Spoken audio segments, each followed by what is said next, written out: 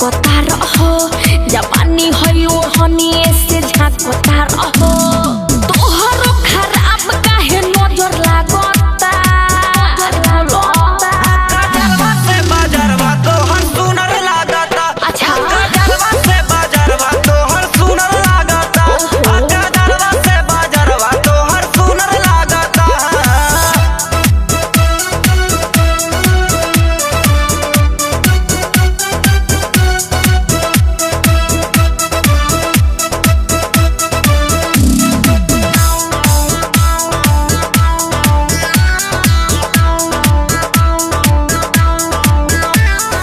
बारू ढमकौले के पसंद